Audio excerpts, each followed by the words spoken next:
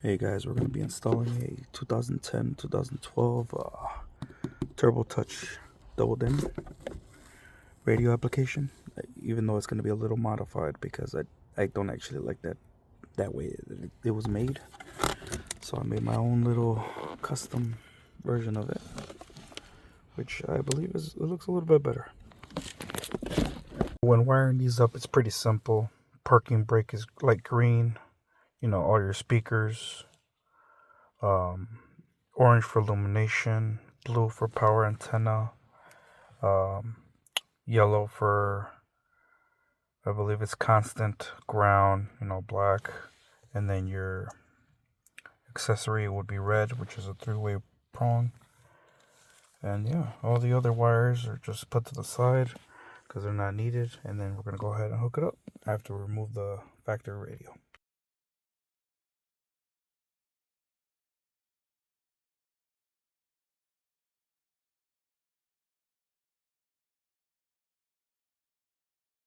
Installing this Bose system, 7-inch wireless Android Auto and Apple CarPlay.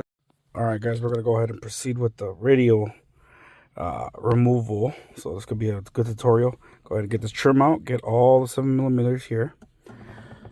Get this trim out, go ahead and disconnect it from there, and then get all the wire here. Go ahead and pull this out, pull this out. Try to get that USB. If you guys, I don't know if you guys follow the USB installation.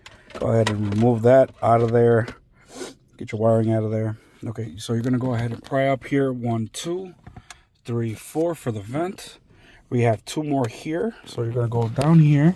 Just pry this. Sorry about that. So this is being held in by one right there. Let me see it.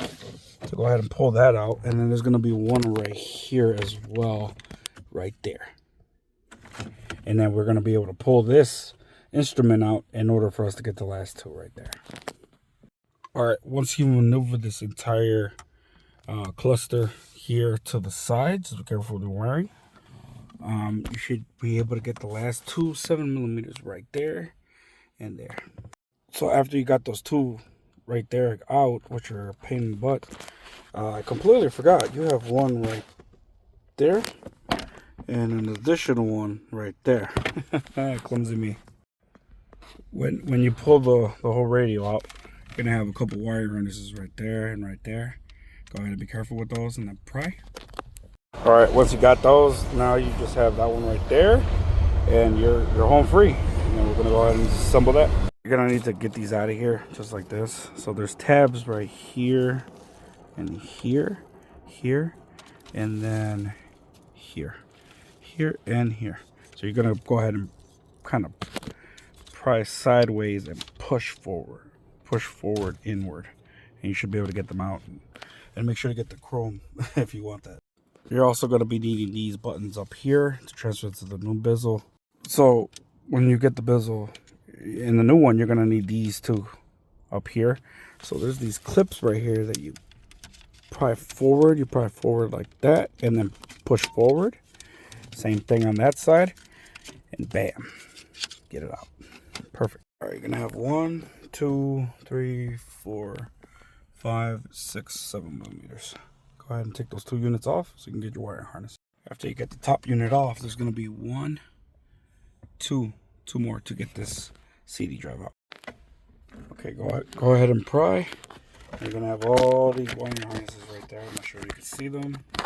All of these. So go ahead and disconnect them and then pry. All right, once you get all your wire harnesses ready, go ahead and start connecting your loom. Especially if you cleaned it up a little bit, all the essentials. You should have a really clean, well, this is semi-clean, wire harness ready to go. Just go ahead and loop it around as needed. So for the radio on top, climate controls on the bottom. With these kits, you have to install the vents separately with Phillips screws. So just go ahead and put your vents back on the plate and then attach it to the bezel. You should be good. This is the finished product. It's going to look a little better than the original, but it is what it is. After you're done connecting this very annoying but nice working harness, I'm going to go ahead and just do the reversal And this is what I meant by installing them with Phillips screws. You see, it's not like the original one where you can't take it off. This one you have to install the vents itself to the frame of the bezel, radio bezel. Or once you have it seated, because trust me, you'll know when it's seated, when it's perfectly flat like it was before. You know, everything lines up with the holes. See, everything should line up perfectly. And then bam, there you go. That's your install right there. This part is going to be very annoying. Be very careful. These vents right here are they're very brittle because, you know, there's only a little bit of plastic holding them together. So what's next is to turn on the vehicle and test out our radio, and we should be good. Oh, I forgot to say it in the beginning, which I will be putting a little note. We're gonna go ahead and plug in back our battery in, because we don't want to pop a fuse, which it happens on Tauruses. So I'll show you right now. I'll put a picture of a diagram so you know which one to go to. It's gonna be fuse 39. It's gonna be under the steering wheel. We're gonna go ahead and connect our battery and test out the radio. Now that we connected our battery, let's go ahead and turn on the ignition. Let's see if everything is working. Look at that. Outstanding. Everything's working. Let's see if this works. Yes, it does. Outstanding. Okay. All right, here you go. Here's a climate control. And here's our new radio. Outstanding. Now, I guess let's go ahead and put it back together. All right. Until the next one, guys. Good luck with the install.